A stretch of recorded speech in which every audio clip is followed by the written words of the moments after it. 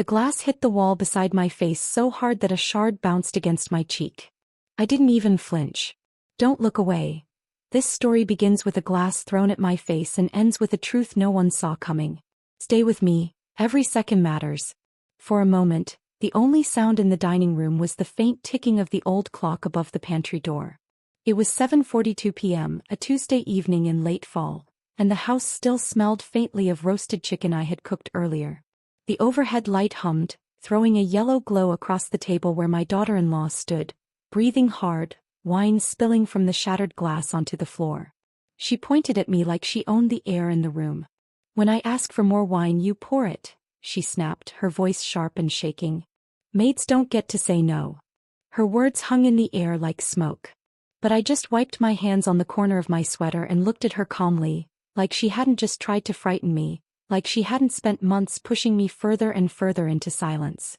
I held her gaze for a second longer than usual, letting her think I was absorbing the insult like always. What she didn't know was that something far heavier than shame sat quietly inside my pocket, a truth she would never have handed me willingly. She didn't notice the small shift in my expression. He never did. She tossed her hair, pretending confidence, but I saw the tremble in her fingers as she reached for the bottle on the table. She drank straight from it, wiping her mouth with the back of her hand, eyes narrow and glossy. The cold air from the hallway drifted in as the furnace clicked on, and for a moment I felt my age, not in weakness but in understanding. Women my age see things younger women dismiss. We recognize patterns, tones, shadows. We notice what people think we don't. She kept pacing around the table, her heels tapping against the hardwood floor like she was trying to echo authority. "I swear you make everything harder than it needs to be," she muttered, snapping a napkin in half and tossing it onto a plate. "You always have that attitude. That martyr thing." I reached slowly for the broom leaning in the corner. Not to clean but to give myself a simple task, something to do while she spiraled. The bristles whispered against the floor as I swept the broken pieces into a small pile. I could feel her eyes burning into my back. She hated when I didn't react. She wanted tears. She wanted fear. She wanted something to feed on. "You should apologize," she said sharply. "A normal person would apologize." "A normal person," I repeated softly, still without turning around. My voice was steady, almost too steady. Even I could feel the weight behind it. He didn't. She let out a short, strange laugh, one that didn't match her expression. She walked toward the window and stared at her reflection, adjusting her blouse like she was preparing for an audience that wasn't there. Her necklace glinted under the light, a gift from my son she once bragged cost less than I deserve. He tugged at it now, twisting it nervously. I knew her tells. Her guilt always showed in her hands. But she spun suddenly, eyes sharp again, the mask firmly back in place. "Honestly, what did you expect?" she snapped. "You live here for free. You eat here for free. You should at least do as you're told." My hands slowed on the broom handle. There it was, the line she always returned to. The line that was never about wine. Or cleaning. Or respect. It was about control. I gently leaned the broom against the counter and straightened up, feeling the slight ache in my knees. Age brings aches, yes, but it also brings clarity. I turned toward her fully now, meeting her stare without blinking. Something in my eyes made her shift her weight, just slightly, like she felt a draft only she noticed. "You done cleaning?" she asked, trying to regain her dominance. "Not yet," I said, my voice steady. She rolled her eyes dramatically, exaggerated like a teenager. "Of course not. You can't even do that right." A small subplot unfolded in the corner of the room, something she didn't consider important. The kitchen timer I had forgotten to switch off blinked red numbers even though no food was cooking. The soft hum of the refrigerator kicked on and off. A single fork lay crooked on the table where she had slammed it earlier, scratching the finish. Tiny things, small disruptions. But they made the room feel imbalanced, charged. I reached for a dish towel and wiped a streak of wine from the cabinet door. The smell was strong, sweet, acidic, almost overwhelming. She watched me, waiting for my shoulders to slump or my eyes to water. When they didn't, she looked irritated. "What's with you tonight?" she demanded. "Say something." I dried my hands slowly on the towel, then folded it neatly on the counter. My voice when it came was calm. Too calm. "I heard you," I said. "I just don't agree." She blinked, confused by the subtle shift. "Don't get smart with me," she snapped. "I'm not," I said. "I'm being honest." Her brows knitted together, and I could see her confusion slowly mixing with suspicion. My composure unsettled her. She stepped closer. "Are you threatening me?" "No," I said. "Should I be?" Her mouth fell open for a second, just a fraction before she caught herself. She looked around the room as if searching for someone to confirm she still had the upper hand. But it was just us. Her confidence wavered, not enough to show fear but enough to expose a hairline crack. A gust of cold air slipped under the kitchen door, making the curtains flutter slightly. She glanced at them, startled, then scowled as if even the wind was disobedient tonight. The house seemed to shift with her mood, growing dimmer, more uncomfortable. She stepped back toward the table, lifting the bottle again. "You're lucky I'm even putting up with this," she muttered, though she didn't sound convinced. "Most people would have told you to leave a long time ago." I smiled faintly, a controlled smile she couldn't read. "I know," I said. She froze. Her grip on the bottle tightened. "What do you mean by that?" "Just that I understand people," I replied carefully. "Better than they think." Her suspicion sharpened instantly. It was the first time all evening she really looked at me, not as the woman she tried to push aside, but as someone unpredictable. Someone she couldn't categorize. She set the bottle down too hard, the thump echoing through the kitchen. "Are you implying something?" I turned away, wiping another spot on the counter. "Not at all." But I felt her staring at my back. Searching. Calculating. Worry creeping in around the edges. I picked up one of the larger glass pieces with a paper towel. It reflected a distorted sliver of her face in the overhead light. Angry. Uneasy. Drunk on power she didn't fully understand. "You're hiding something," she said suddenly. "I can tell." I didn't answer. I brushed the last of the shards into the dustpan, tied the trash bag and set it by the door. The quiet movement seemed to agitate her even more. "I swear you're acting strange," she insisted. "Like you think you have something over me." I finally turned to face her again. "Do you think I do?" Her mouth opened but no words came out. Fear flickered in her eyes for just a second, quick, subtle but unmistakable. I stepped closer, slow and controlled, until the space between us held a tension thick enough to feel. I lowered my voice so only she could hear. "You should be careful what you assume." She swallowed hard. "What's that supposed to mean?" I let the silence linger, not passive, not weak, but intentional. Deliberate. She shifted backward a step, just enough to reveal the truth she didn't want seen. "Unease." Before she could say anything else, the front door creaked open. My son's footsteps echoed in the hallway, heavy and tired from his long shift. His voice floated toward the kitchen. "Mom? Everything okay?" Her head whipped toward him instantly. Her tone switched to sugary concern. "Honey," she... But I cut in gently without raising my voice. She threw the glass. The room froze. Her face drained of color. My son stopped in the doorway, his eyes darting between us. She sputtered, "She's lying." "She." I simply looked at him, calm as still water. He stared at me longer than usual, a moment too long for her comfort. She rushed to him, grabbing his arm. "Don't listen to her," she... But he didn't pull away. He didn't speak. He just looked at the broken glass, the wine on the floor, the tension in the air. Then he slowly lifted his gaze to his wife. The moment stretched tight like a string on the verge of snapping. And that was where everything truly began. Yet the house went silent afterward, as if trying to hide the tension we had stirred. My son disappeared upstairs without another word, and she followed him, stumbling slightly as she hurried to defend herself behind a closed door. I stood alone in the kitchen, surrounded by the faint smell of spilled wine and the uneven shadows cast by the dim chandelier. It was only 8:16 p.m., but the weight of the night already felt older than me. Their muffled argument drifted faintly through the ceiling. I didn't strain to hear it. I didn't need to. The tone said enough. The sharp edge in her voice, the uncertain pauses in his, the way the house almost seemed to hold its breath between each exchange. After so many years, I knew when a relationship was bending toward a truth it had avoided. I knew the sound of a mask slipping. I picked up the broom again, not to clean but to restore a sense of ordinary rhythm. The soft sweep across the floor steadied my hands. My age shows most in my fingers. They stiffen when I'm anxious. Tonight they moved with surprising ease. Maybe because I had stopped pretending. Or maybe because the plan I had kept tucked quietly inside me finally had room to breathe. As I tied the trash bag and set it by the back door, a sudden metallic click echoed from upstairs. A door latch. His steps were heavier than hers, always have been, and they moved down the hallway slowly like he was thinking about each one. Hers followed quickly afterward, the hurried pace of someone afraid silence might expose them. I didn't look up when the footsteps reached the top of the stairs. I let the moment sit, let him decide what to say first. "Mom?"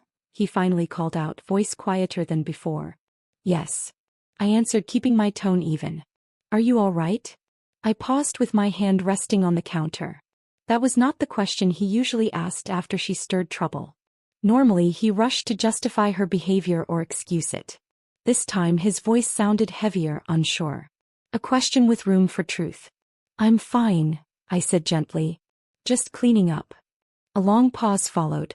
Then his door closed again, softly, not slammed.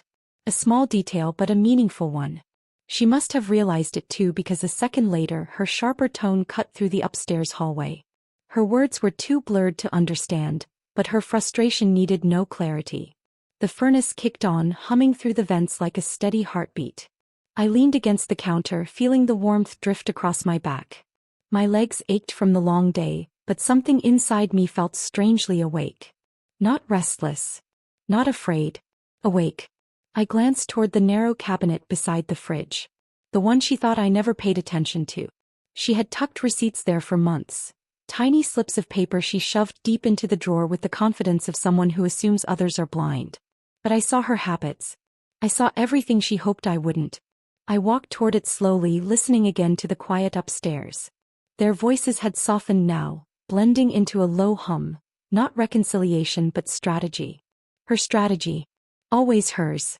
The drawer opened with a sticking sound, like it resisted movement after being closed too tightly for too long. Inside, the receipts were still there, folded unevenly, some creased from her hurried fingers, some still smelling faintly of perfume. I picked up the first one, my eyes adjusting to the small print. 2 bottles of wine. A purchase made mid-morning. Another receipt underneath. Cosmetics, delivered to an address I didn't recognize. I sifted through them carefully, each slip of paper telling a story she had never intended to be read aloud. These weren't the proof of betrayal, not the full proof at least, but they were threads. Threads I had patiently woven into something stronger, something undeniable. My heart didn't race as I read them. Instead, a slow calm settled inside me, the kind born from certainty. Months ago I had taken pictures of each receipt. Then again when she rearranged them. I had even recorded the day she argued with my son on the phone about needing access to the joint account, though she whispered the request like a secret. And she never imagined I could hear the conversations through the thin wall between our rooms. But I had heard everything. The wind rattled the back door slightly, making me flinch in that instinctive way older bones do when caught off guard. I rubbed my arm for warmth, then walked to the kitchen table. The chair creaked softly when I sat down. The room felt colder now, but not unfriendly, just honest, stripped of pretense. I reached for my old laptop on the counter. Its surface was covered with small scratches from years of use, and the hinge made a groaning sound as it opened. She laughed at it once, saying it belonged in a museum. But tonight it felt like the most dependable thing in the house. The screen lit slowly, the faint bluish glow reflecting across the dining table. I typed in my password with steady fingers. A folder sat on the desktop labeled in a way she would never look twice at. Household notes. Inside it were subfolders with labels even she wouldn't find suspicious. Grocery list, monthly budget, recipes. But inside recipes was where I hid the truth. Not documents of food but recordings. Screenshots. Call logs. Copies of receipts. Notes I typed softly in the dark while she spoke through the walls. The folder wasn't large, but it was dense. Months of small truths she carefully underestimated. I clicked it open and my heart tightened, not from fear but from the weight of validation. I wasn't imagining things. I wasn't misinterpreting.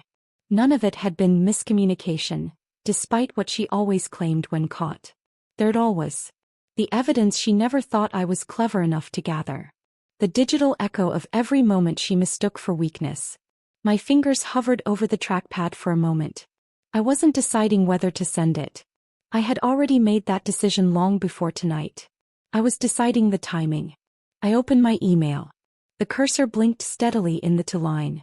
My son's name appeared with one letter typed. My lawyer's name with the next. I added both. Then I attached the folder. Every file, every screenshot, every quiet truth. While it loaded, I listened to the sound of their voices upstairs again. Still talking.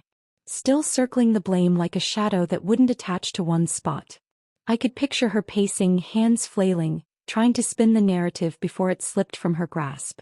I knew her patterns well. She always struck first when scared. The progress bar crawled, slow but steady. My foot tapped lightly against the floor, not in impatience but in grounding myself. Years of walking on gentleness had trained me to be aware of the smallest shifts. Tonight even my breath felt purposeful. When the file finally attached, a quiet chime played, a soft, final note. I didn't hit send immediately. Instead, I sat there with the unsent email open, letting the weight of the moment settle. Once I sent it, nothing would be the same. The house, the relationships, the quiet routine. I knew it would all shift. But I also knew staying silent would cost more. And I had already given up enough pieces of myself for the sake of peace. My thumb brushed a faint scar on my hand, a memory from years ago when life felt simpler. I inhaled slowly, then exhaled. I clicked send. The email disappeared from the screen with no fanfare, no dramatic effect. Just a quiet whoosh. The furnace hummed again. The refrigerator clicked. A single floorboard upstairs creaked under someone's shifting weight. The world continued as though nothing changed. But everything had. I closed the laptop gently and folded my hands on the table. My heart wasn't racing. My breathing wasn't rushed. I felt steady, firm, rooted. The kind of calm that comes when a woman finally believes her own truth. Upstairs, a door slammed, sharp, startled, not angry. Not hers. His. That was the sound that told me the night was far from over. And the house, though silent, was finally wide awake with me. I felt that truth even more clearly when the pale morning light slipped through the kitchen curtains, casting long, thin lines across the floor where last night's tension still lingered. My joints ached the way they always do on cold mornings, but the discomfort felt almost distant, overshadowed by the strange stillness in the air. Not peaceful. Not calm. Just suspended, as if the house itself was preparing for whatever would follow. I reached for the kettle, my fingers brushing the cold metal handle. The kitchen smelled faintly of coffee grounds from yesterday, mixed with the sharper scent of dried wine still trapped in the cracks of the hardwood near the pantry. I filled the kettle slowly, listening to the echo of water hitting steel. Even those simple sounds felt amplified against the silence pressing down from upstairs. I hadn't heard either of them move yet. No footsteps. No doors opening. No angry whispers bleeding through the walls. Nothing. That silence alone unsettled me more than their arguing ever did. The kettle hissed on the stove, steam curling upward as I held the counter for balance. My knees stiffened as I shifted my weight. Age has a way of reminding you of its presence at the most inopportune moments, but today even that reminder couldn't claim my full attention.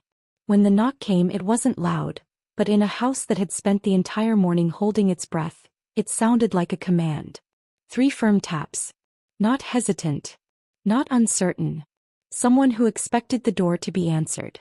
I froze for just a moment, glancing toward the stairs as if expecting one of them to emerge. Nobody did. The clock on the wall read 7:09 a.m., far too early for casual visitors and certainly too early for anyone she would have invited. I wiped my hands on a dish towel and moved toward the door, my slippers whispering against the floor. Another set of taps came, same steady rhythm. The kind that belonged to someone accustomed to authority. I opened the door slowly, bracing myself without knowing exactly why. 2 men in dark coats stood on the porch, their breath clouding in the cold morning air. One held a clipboard, the other a neatly zipped folder. Their badges rested against their coats, not flashed but visible enough that I didn't need them explained. Behind them, my son stood with his hands shoved deep into his pockets, head lowered. He looked like he hadn't slept at all. "Mrs. Hall?" the taller man asked gently. "Yes," I said, my voice steady though my fingers trembled slightly around the edge of the door. "We're here to ask a few questions," he said. "May we come in?" Before I could answer, I heard the creak of the stairs behind me, slow dragging steps. She appeared in her rumpled pajamas, her hair knotted in a messy twist, eyes swollen either from crying or from lack of sleep. She blinked at the scene on the porch, confusion flashing across her face before morphing into a brittle, uneasy smile. "What's going on?" she asked, pulling her robe tight. The shorter man stepped forward politely. "We're here regarding some irregularities in a joint account associated with this address." Her smile faltered so quickly she didn't have time to mask it. She looked at my son, expecting him to step between her and the situation like always. But he didn't move. His jaw tightened and he kept his eyes lowered. "What irregularities?" she asked, voice cracking ever so slightly. "We'll explain once we're inside," the man replied. I stepped back, letting them enter. She hesitated, but she had no choice but to follow. The taller man set his folder on the dining table, the very table where last night's confrontation began. The irony wasn't lost on me. I walked to the kitchen and poured myself a cup of coffee, letting the steam warm my hands as I leaned lightly against the counter. My son stood near the wall, arms folded across his chest, not defensive but bracing. She hovered near the end of the table, shifting from foot to foot, eyes darting between the men and the folder. The shorter man opened it, revealing a stack of papers neatly clipped together. "Several transactions over the past 6 months show inconsistencies," he said. "Additionally, there are transfers from the joint account to an unregistered secondary account." Her breath hitched. I don't know anything about that account." "We have documentation with your name on it," he replied calmly. She shook her head violently. No, there's been a mistake. Someone must have." The taller man cut her off gently. "These records were submitted with your signature." That was when her eyes finally flicked toward me. Only for a fraction of a second, but I saw the recognition there. And the fear. She didn't know how much I had done, but she sensed something she had never admitted before. I wasn't as helpless as she told herself. My son stepped closer to the table, scanning the papers with a tension in his shoulders I hadn't seen since he was a teenager dealing with his father's outbursts. His breath grew uneven, not angry but heavy with disbelief. "You said these were just routine transfers," he said softly, not looking at her. She let out a shaky laugh, too high-pitched. "Honey, I would never. This is crazy." The taller man continued, undeterred. "We also have documentation that appears to be a loan agreement. The signature matches your handwriting." Her head snapped toward him. "Loan? What loan?" "We'd like your cooperation in reviewing the details," he said. "This can go smoothly if we handle it now." She swallowed hard, hands trembling. I don't understand any of this." A small subplot unfolded then, one she didn't intend. The moment her robe sleeve slipped just enough for the expensive bracelet she bought last month to peek out. The bracelet she told my son had been discounted. The bracelet I had found the receipt for in that cabinet. The man's gaze flicked toward it, then back to her. "Mrs. Hall," he said slowly, "purchases like that bracelet are among the transactions in question." Her cheeks flushed an almost alarming red. She tugged her sleeve down quickly. It was a gift." "For whom?" he asked. She opened her mouth, closed it, then looked toward my son again. "Sweetheart, tell them. You know I wouldn't do anything wrong." But he didn't step toward her. He didn't reach for her hand. He didn't soften his tone. Instead he asked the one question I knew he had been holding on to for months, buried beneath excuses he no longer believed. "Why didn't you tell me about that second account?" Her silence stretched too long. Her eyes glossed with panic. Her fingers twitched as if searching for a lie to land on. When she finally spoke, her voice cracked. I don't know what they're talking about." The shorter man opened another folder. "We also have a recording submitted anonymously. It includes a conversation where you discuss accessing the joint account independently." Her eyes widened. "Recording? What recording?" He didn't answer. He didn't need to. I felt her gaze pulling toward me again, grasping for someone to blame.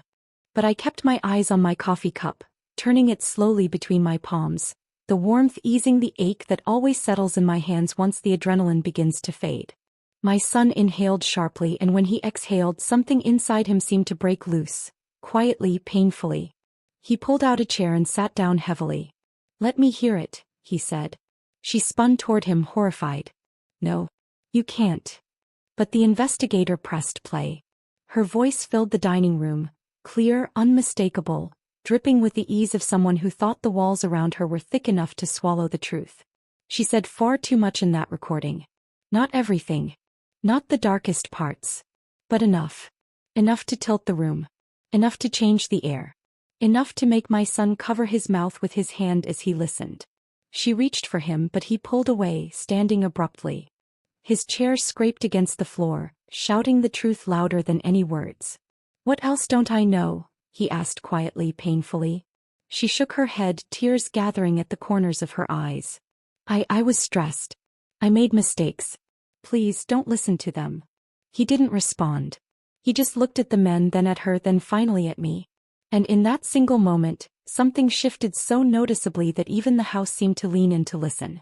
Before anyone could speak again, another knock sounded at the door, firmer than the first. Everyone turned toward it. And I knew the morning was only just beginning. The sound cut through the dining room like a sharp line drawn across everything that had just unfolded. My son turned toward the entryway, his face pale, his hand still pressed against the back of the chair he had abandoned. She froze beside the table, her fingers curled into her robe, knuckles white from gripping too hard. Even the two investigators exchanged a glance, not surprised exactly but prepared, like they'd expected the morning to bring another layer of truth. I set my coffee cup down slowly, the porcelain tapping softly against the counter. My heart wasn't racing. It pulsed steadily, a calm rhythm that felt strangely grounding. It was my hands that betrayed the slightest tremor. Age does that when emotion and reality collide in the same breath. The house felt colder now, but not threatening. It felt honest, stripped of the illusions she had spent so long weaving. My son stepped forward first, his movements deliberate but hesitant. She reached for his arm instinctively, but he pulled it back before she could touch him. Her face twitched, the beginning of panic shaping itself across her features.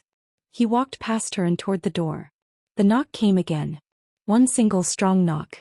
She swallowed hard, her eyes darting wildly around the room like she was searching for a corner to hide in. Who else is coming? She whispered, her voice barely audible. Neither investigator answered her. They simply waited. My son opened the door. A woman stood on the porch, bundled in a navy coat, holding a slim folder and a small recording device.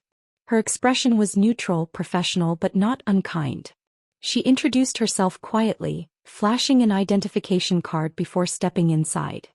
Thank you, she said to my son, then turned toward the room. I'm here regarding the report filed last night. Her sentence sliced cleanly through the space between us. A report. Filed last night. I didn't move. My breath remained steady. The investigator stepped aside as the woman entered, her boots tapping softly on the hardwood. She looked at me briefly, then at my daughter-in-law, and then at the stack of documents already spread on the table. I understand this is a complicated situation, she said gently. But we do need to go over a few items with both parties present. My daughter-in-law's face crumpled. This is insane. I didn't do anything wrong. Her voice shook, not out of anger this time but fear. Raw, unfiltered fear. The woman didn't react. She opened her folder, releasing the faint scent of printer ink as the papers shifted. This involves financial inconsistencies, unauthorized account access, and a preliminary inquiry into forged documentation. No, she muttered, backing toward the hallway. No, you don't understand. My son stepped into her path, not aggressively but firmly. You need to listen, he said, voice strained. She stared at him as though she didn't recognize him anymore. You're believing them over me? She asked. Your wife. He closed his eyes briefly, inhaling slowly before answering. I'm listening to the facts. The investigators motioned for everyone to sit. I remained near the counter, choosing not to take a seat at the table. I wanted a bit of distance, a place where I could see everything without being part of the center. My son sat at one end of the table. She sat opposite him, her knees bouncing under the robe as her anxiety grew. The woman in the navy coat placed a small device between them. This is just to ensure accuracy in documentation, she explained. I'll ask questions one at a time. She began with simple things: names, dates, responsibilities within the household. My daughter-in-law answered stiffly, every question tightening her voice further. My son's responses were straightforward but careful, as if weighing each word against what he had just learned. Then the woman asked, "Did you establish or authorize the secondary account ending in 8471? Her face went blank. Completely blank. "I don't remember doing anything like that," she said finally. "That's not what we asked," the woman clarified. "We asked if you authorized it." I don't know," she stammered. A small, subtle subplot unfolded then, one she didn't expect. Her phone began vibrating on the counter beside the sink. Loud, insistent rattling against the wood. She ignored it. But the name that flashed across the screen reflected in the stainless steel toaster next to it. Not a friend. Not a family member. A name my son had never seen before. He saw it. And his breath hitched just slightly. She lunged for the phone, but the investigator spoke sharply. "Please leave the device on the counter, ma'am." She froze mid-reach, her hand trembling over the air before slowly drawing back. Her shoulders slumped as she whispered, "It's nothing. Just a coworker." But even she didn't believe her own words. The woman conducting the inquiry made a small note on her clipboard. "We will need access to that device as part of the investigation." "No," she snapped far too loudly. My son looked at her long and hard, a look that held more truth than any confrontation they had ever had. "Why not?" he asked quietly. She pressed her lips together, her eyes glistening with tears she didn't bother to hide now. "Because this is humiliating. Because you're treating me like a criminal." "No one is treating you like anything," he said. "We're just trying to understand what's going on." "I've told you," she cried. "I don't know why these things are showing up." The woman in the coat opened another document. "Ma'am, we have reason to believe these actions were intentional." She shook her head violently. No, this is wrong." Her voice broke on the last word. The investigators exchanged a small glance. Not triumphant. Not accusatory. Just confirming what they already knew. One of them spoke gently. "We also received an anonymous submission that outlines a series of patterns consistent with financial misuse." Her eyes flickered toward me, quick, panicked, accusatory. But I held her gaze this time. I didn't look away. I didn't flinch. I simply stood there, grounded, steady, and for the first time, unmasked. She blinked rapidly, a mix of fear and disbelief swirling in her expression. She had never imagined I was capable of anything other than silence. Only silence. Her voice dropped to a whisper. "What did you do?" My son turned sharply. "What does that mean?" She looked between us, breath shaking. She's setting me up. Can't you see that? She hates me." I felt the weight of her accusation settle around me, but it didn't crush me the way it once would have. Because this time the truth wasn't hiding behind excuses or shadows. The woman in the coat stayed professional. "We aren't assessing personal conflicts. We're assessing documented actions." My daughter-in-law pressed her hands to her forehead. "I never did anything wrong on purpose. I swear. This is all being twisted." Her voice spiraled higher, desperation rising like steam from a boiling pot. She stood abruptly, pacing along the edge of the room, running her hands through her hair. The motion pulled her robe open slightly, revealing the faint bruise on her elbow from last night. The bruise she would have blamed on me without thinking twice. But no one in the room asked about it. That silence too said something. "I need a moment," she said suddenly, stumbling toward the bathroom. "Leave the door open," one investigator instructed. She froze, then let out a strangled laugh, half disbelief, half humiliation.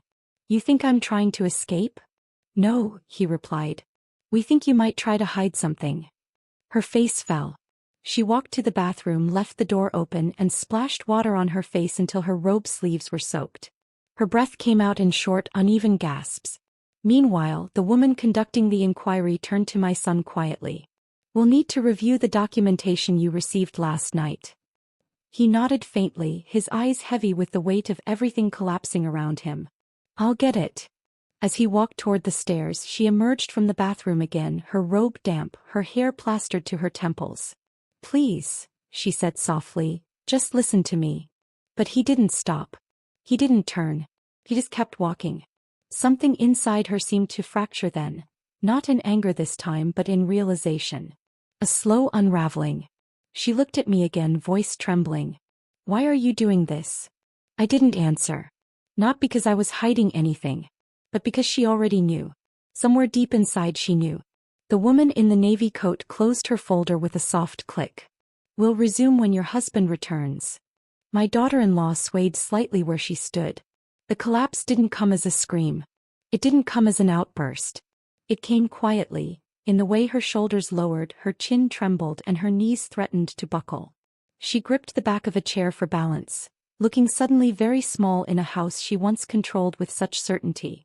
And for the first time, she understood she wasn't the one in power anymore. That realization didn't come loudly. It didn't burst through the room like last night's broken glass or crack the air the way her shouting once did. It settled in quietly, the way a truth finally lands when there is nowhere left to run. She stood there holding the back of the dining chair, breathing unevenly, her robe clinging damp to her arms. The investigators watched her with professional stillness.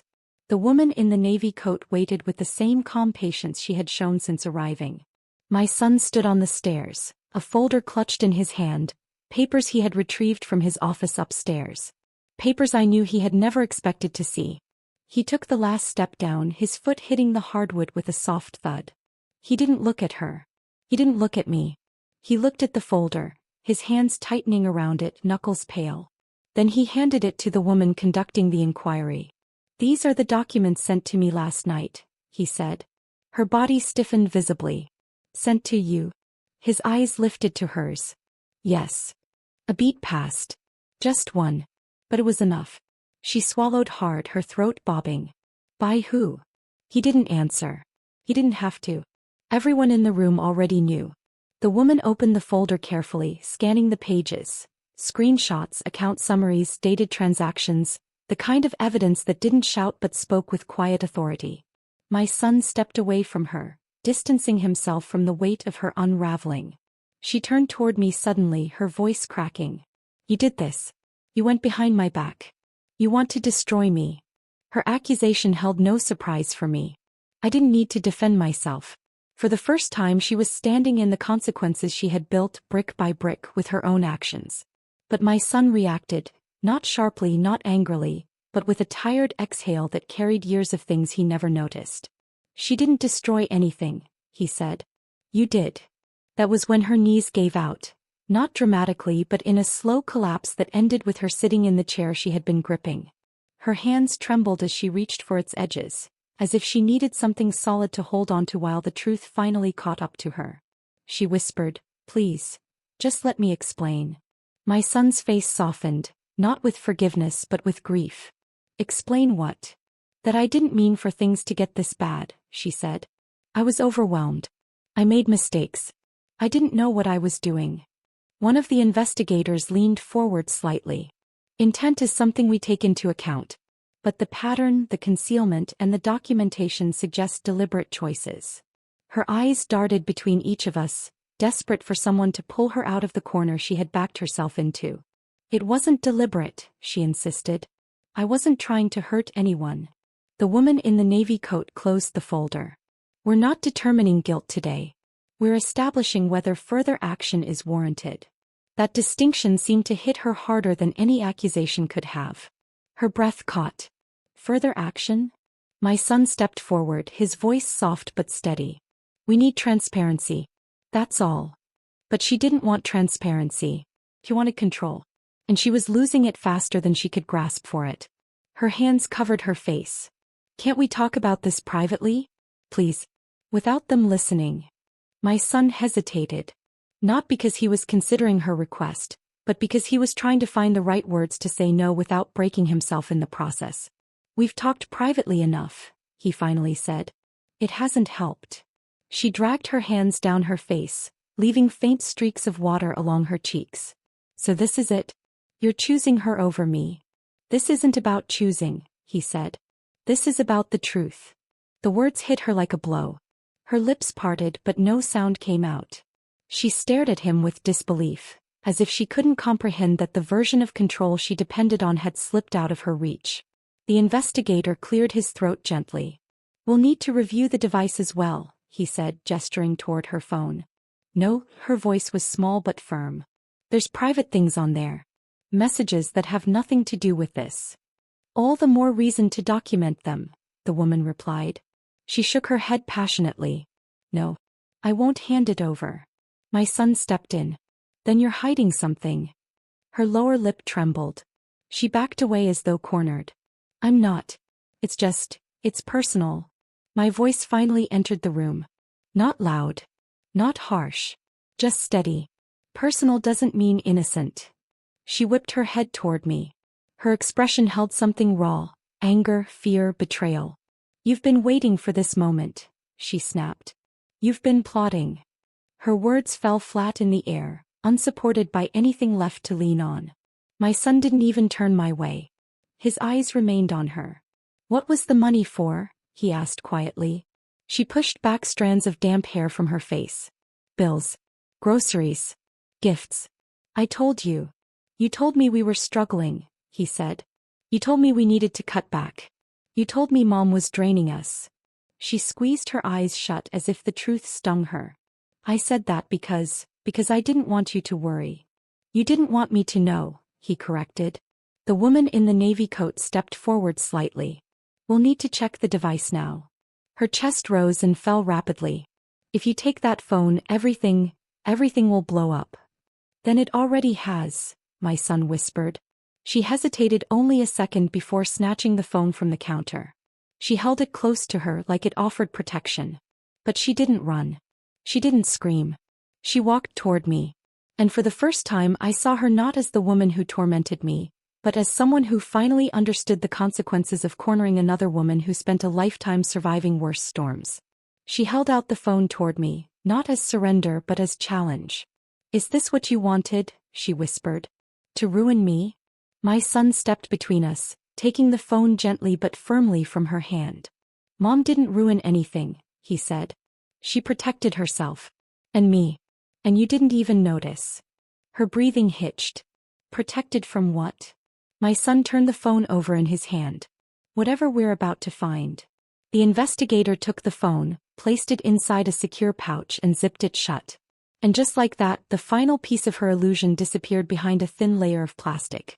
Her collapse wasn't a fall. It was a surrender. Quiet, inevitable, heavy. She sank into the chair again, tears blurring her vision. I didn't want this, she whispered. I never wanted it to end like this. My son sat in the chair beside her, not touching her but not abandoning her either. His voice was soft, wounded.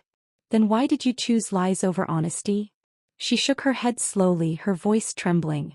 Because thought I was smarter. I thought I could control everything. Her words settled heavily in the room. The investigator gathered the documents. We will proceed with our review. Someone will contact you within the next few days. She stared at the table, defeated. My son rose and walked toward me. For a moment he looked like the boy I raised. Uncertain, hurting, but finally seeing clearly. He reached for my hand. Mom. I'm sorry. I squeezed his fingers gently. You don't have to apologize for someone else's actions. His eyes softened. Thank you for telling the truth. I didn't say it out loud, but the truth wasn't what freed me. The truth was what returned me. As the investigators left and the door clicked shut behind them, the house shifted again. Lighter, warmer, relieved. She remained at the table, staring at the folded robe fabric in her lap. She wasn't yelling. She wasn't blaming. She wasn't performing. She was finally quiet. My son stepped toward her. We'll figure out the legal steps, he said gently. But our home needs to be a peaceful place again. She looked up at him with red, swollen eyes. Am I supposed to leave? His silence answered her.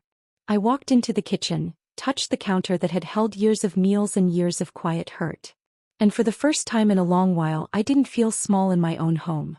I wasn't invisible. I wasn't silent. I wasn't powerless. She gathered her purse with trembling hands. I'll pack a few things, she whispered. My son didn't stop her. I watched her climb the stairs slowly, each step a reminder that she no longer controlled this space. When she finally descended with a single bag, she paused by the doorway. She looked at me, not with hatred but with recognition. You won, she said softly. I shook my head. No. I endured. She looked down, nodded once, then stepped outside. The cold air swallowed her figure as she walked down the driveway toward a future shaped by her own choices. The door closed behind her with a soft, final click. The house exhaled. My son placed his hand on my shoulder. "It's over," he said. But I knew better. It wasn't over. It was reclaimed. As I turned toward the warm morning light filling the kitchen, I understood something deeper than revenge. My silence wasn't weakness. It was preparation. And today, it finally became my freedom. If this story touched you, shocked you, or made you whisper finally, subscribe for more powerful revenge stories where silent women reclaim their strength. Your support helps these stories live on.